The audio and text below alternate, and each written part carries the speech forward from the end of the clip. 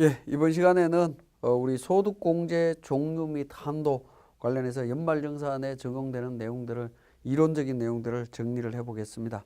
자, 우리 교재 131페이지에 연말정산에 의한 원천징수세액 계산 방법이라고 해서 총급여부터 시작해서 차감징수세액까지 계산하는 과정이 나와 있습니다. 참고로 보시면 되겠고요. 자, 132페이지에 연말정산의 주요 일정들이 나와 있습니다. 자, 연말정산 업무를 준비해야 될 거고 그게 이제 그 12월 31일까지 준비하고요. 근로자는 이제 연말정산 간소화 서비스 자료를 챙겨서 회사에다 제출하게 되는데 이게 보통 1월 15일 이후에 열리게 되어 있습니다. 그러면 이제 근로자가 소득세액공제 증명자료 수집해서 회사에다 제출하고 회사는 그 관련되는 내용들을 검토해서 연말정산을 진행을 합니다. 그리고 국세청에다가 회사에서는 원천징수 이행상황신고서 및 지급명세서를 제출하는 과정으로 이렇게 되어 있고 이 과정들이 1월 15일부터 대략 한 3월 11일까지 진행이 된다라고 보시면 되겠네요. 자, 133페이지에 연말정산 세액 계산 요약이 나와 있습니다. 연간 근로소득 금액에서 비과세 소득을 차감하고 그게 근로소득 공제해서 이제 각종 인적 공제로 들어가서 세율 적용하고 세액공제에서 적용을 합니다. 요약표로 작성이 돼 있었고 134페이지에 연말정산 소득세액공제 요금표라고 해서 내용이 나와 있습니다. 간략하게 요건들이 나와 있는데 상단 부분에 보면 기본공제, 추가공제 제가 사원 등록 설명드릴 때 이미 말씀을 드렸던 내용들이 요약되어 있고 오늘 이번 시간에 볼 특별소득공제, 그 밖의 소득공제, 특별세액공제 내용들이 요약되어 있습니다. 자, 135페이지에 특별공제와 그 밖의 소득공제 표로 자세하게 우리 137페이지까지 세액공제 요약표가 있습니다. 제가 뒤쪽에서 이론적인 내용들을 간략하게 설명은 드리겠지만 그 내용들을 한 페이지로 이렇게 요약되어 있으니까 참고하시면 되겠습니다. 자, 그 다음에 137페이지 7번에 소득세액공제 신고서 첨부 서류가 있습니다. 우리가 소득공제나 세액공제를 적용받기 위해서는 첨부 서류를 제출해야 되는데 그러한 첨부 서류에 대한 전반적인 목록이 나열이 되어 있고요. 비고란에 국세청이라고 이렇게 표현되어 있는 부분이 있습니다. 자, 이 부분은 간소화 자료에서 정보를 받을 수 있는 거다라고 이해를 하시면 되겠습니다. 자, 그 다음에 142페이지에 세부적인 내용으로 보겠습니다. 자, 근로소득 공제입니다. 비거주자를 포함해서 근로소득이 있는 거주자한테는 필요경비 성격으로 일정 금액을 공제해주고 있습니다. 그게 근로소득 공제인데 총급여 500만 원 이하는 70%를 공제를 해주고 있고 1억 원 초과할 때는 2%만 공제를 해줍니다. 자, 근로소득 공제 시에 적용하는 방법은 두 군데에서 급여를 받으면 공제 어떻게 하느냐 하는 건데 연말정산할 때 각각 공제를 했다가 주근무제에서 합산신고할 때는 양쪽에서 받은 급여를 합쳐서 한 번만 공제를 해줍니다. 자, 그 다음에 근로기간이 1년 미만이더라도 월할 계산은 하지 않습니다.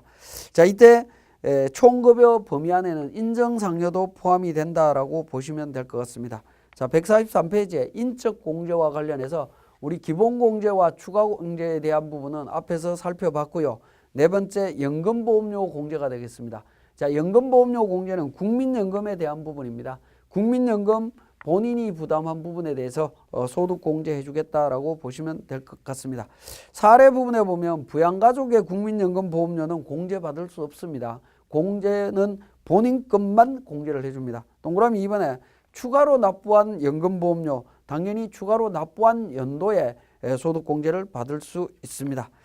자, 특별소득공제입니다. 근로소득이 있는 거주자가 건강, 고용보험료, 주택자금공제를 위해서 지출한 금액이 있다면 공제를 받을 수 있다라는 겁니다. 자, 144페이지에 보험료 공제와 주택자금공제는 근로기간 지출한 비용이고요. 본인 지출분만 적용이 됩니다. 근로기간 지출한 비용이다라고 근로기간 지출한 비용이다라는 의미는 자, 예를 들어서 1월 1일부터 6월 30일까지 백수로 있다가 7월 1일부터 근무를 하고 있다라고 하면 7월 1일 이후 발생하는 부분부터만 적용을 한다. 그런 의미로 이해를 하시면 됩니다. 자, 보험료 공제에서 건강보험료, 고용보험료, 노인 장기 요양보험료는 전액 공제를 해줍니다. 자, 정산 차액 부분은 어떻게 되느냐 하는 부분인데, 정산 차액 부분을 실제로 납부한 연도에 납부하시면 됩니다. 보통은 3월이나 4월쯤에 정산을 하죠. 그때 납부한 금액들을 실제 납부하시면 되겠고요. 지역가입자가 납부한 건강보험료 부분은 그러니까 근로자의 경우에는 직장에서 가입을 합니다. 그리고 다른 소득이 많이 있어서 이런 경우에는 추가로 지역에서 또 건강보험료가 나오는 경우들이 있는데, 그렇게 나올 때는 그 금액도 공제를 받을 수 있다라는 겁니다.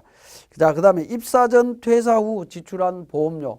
입사 전이나 퇴사 후라고 하는 것은 근로자가 아니신 분에서 지출한 부분이죠. 그래서 공제를 받을 수 없습니다.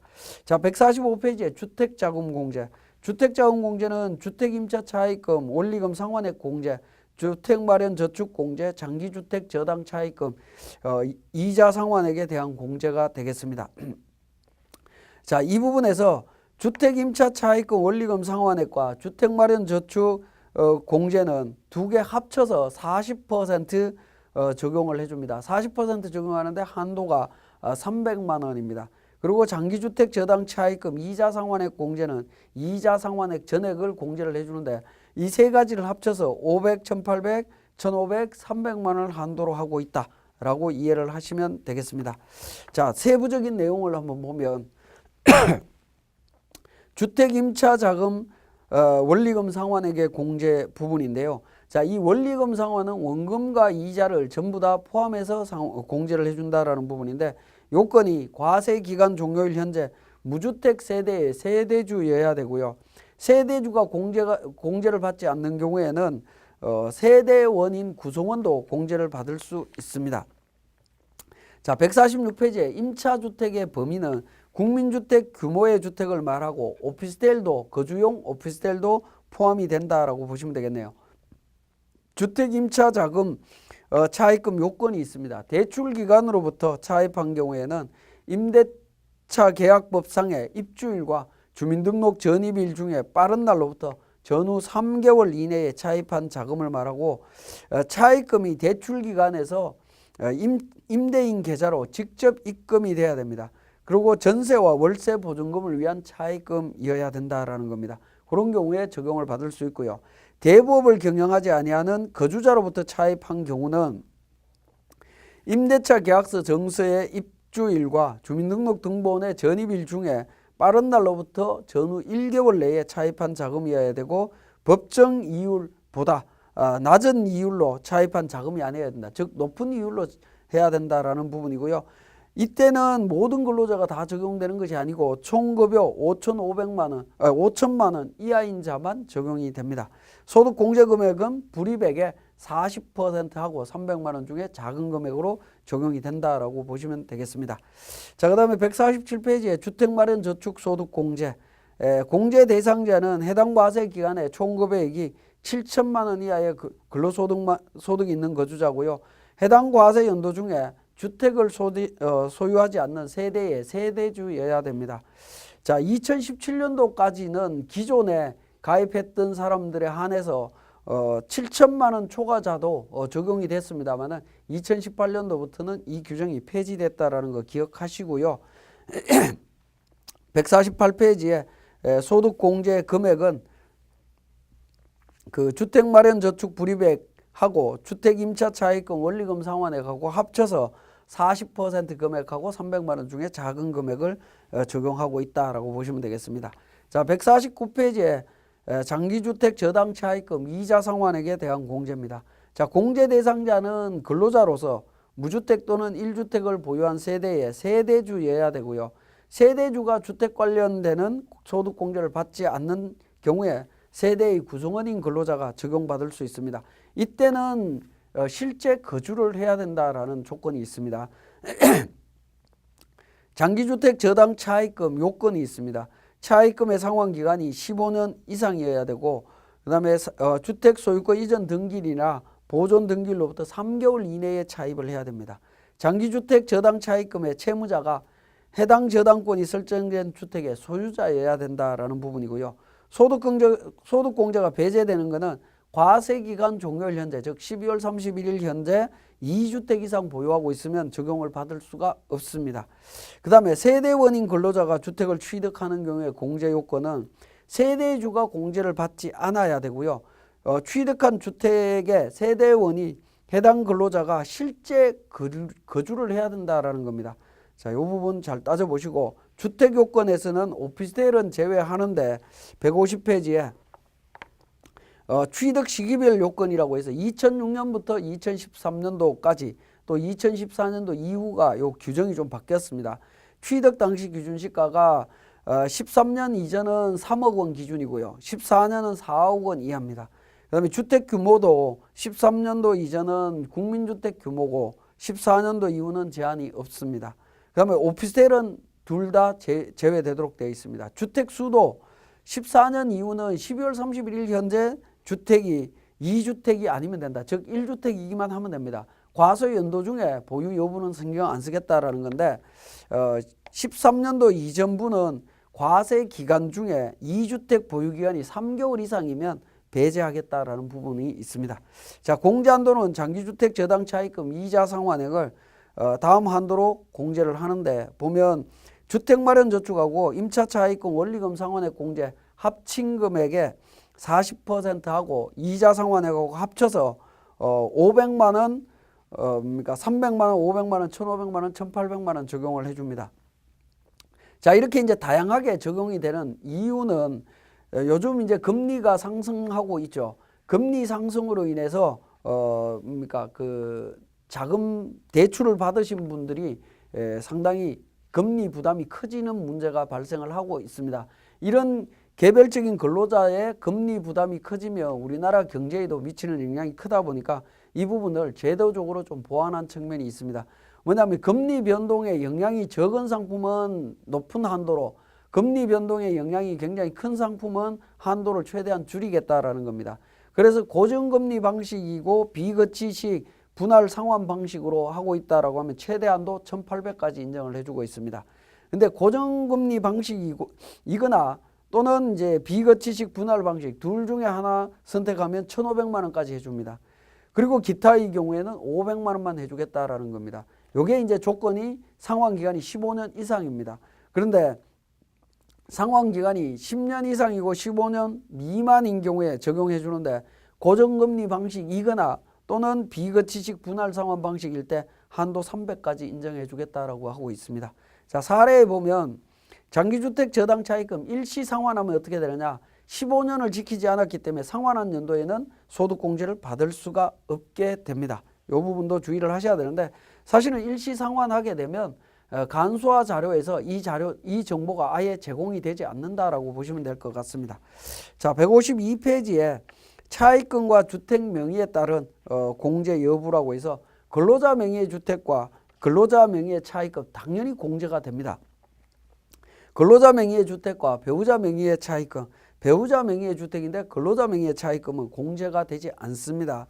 자, 공동명의 주택인데 근로자 명의로 차입했거나 근로자 명의 주택인데 공동명의로 차입을 하거나 공동명의 주택인데 공동명의로 차입을 하게 되면 본인이 부담한 부분까지 적용을 받을 수 있다라고 보시면 되겠고 153페이지에 개인연금저축 불입액의 40% 72만 원 한도로 해서 소득공제가 되고 있습니다.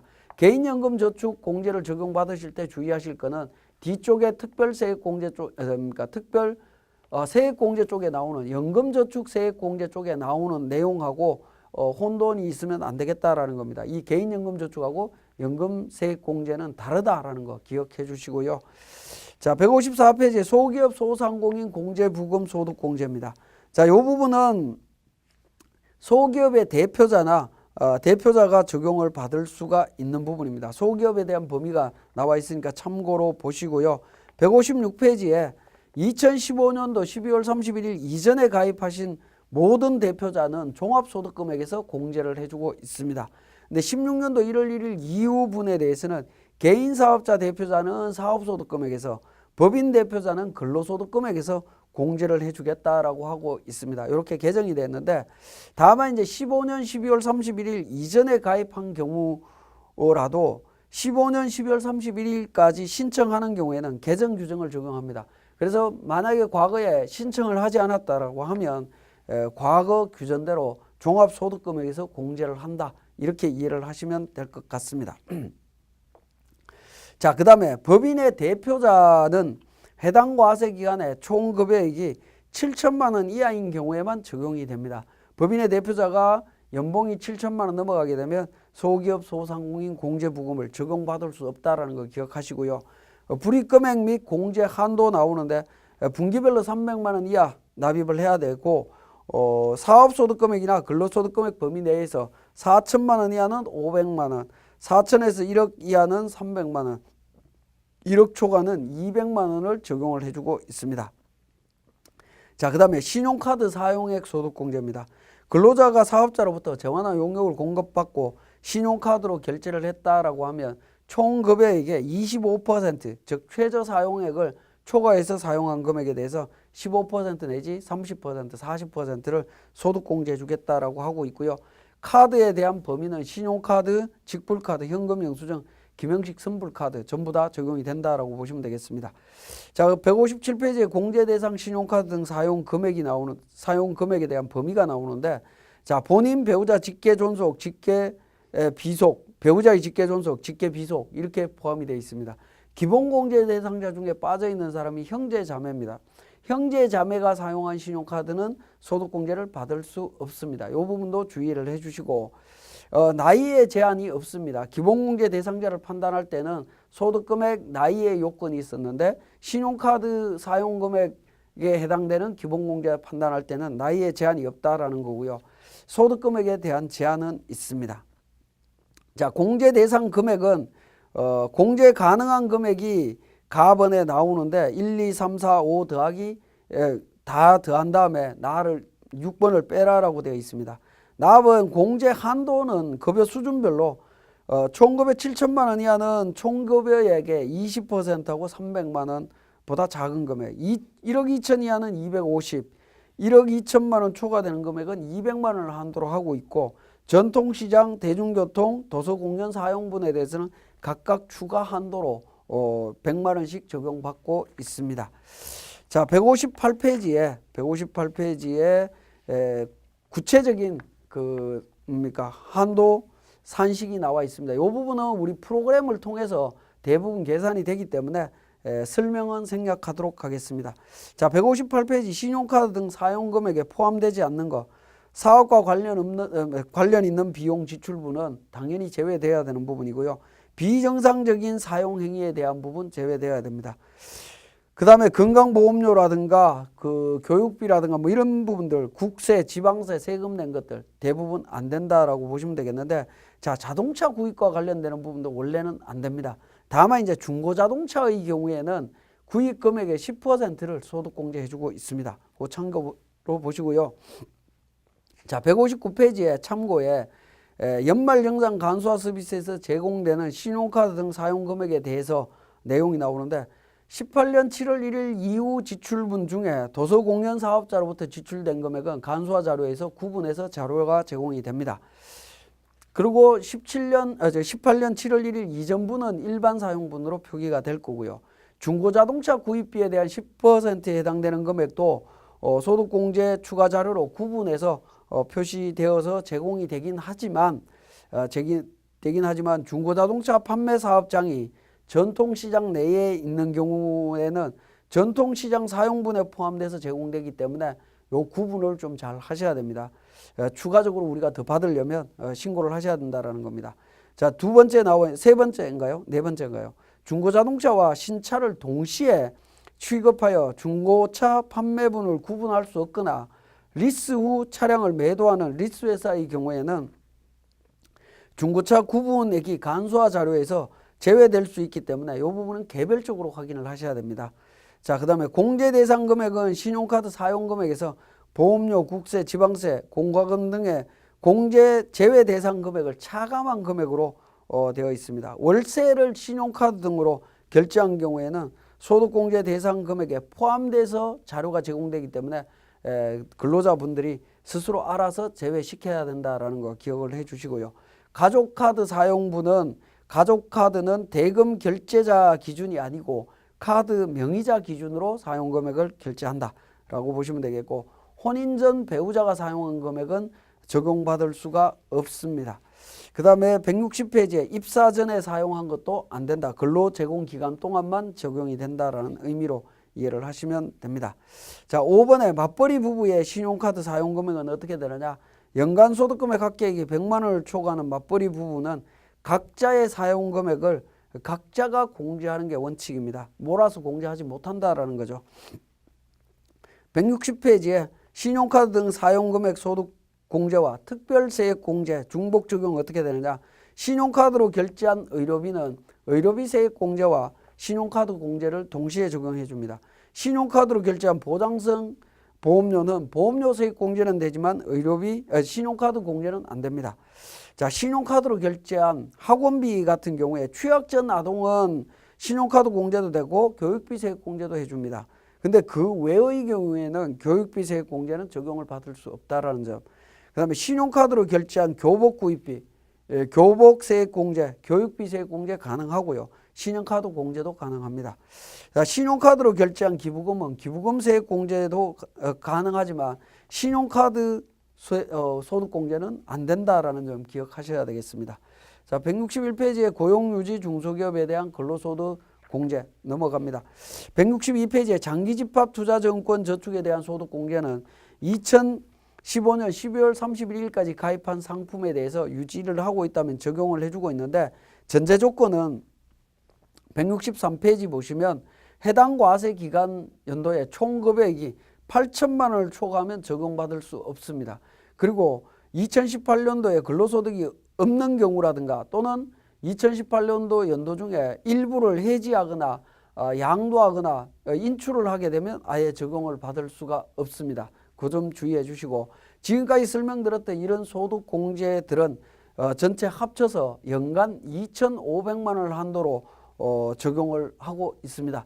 자, 이 연간 종합 한도 금액들은 우리 세무사랑 프로에서 자동으로 다 계산이 되기 때문에 여러분들은 크게 신경을 안 쓰셔도 될 것 같습니다.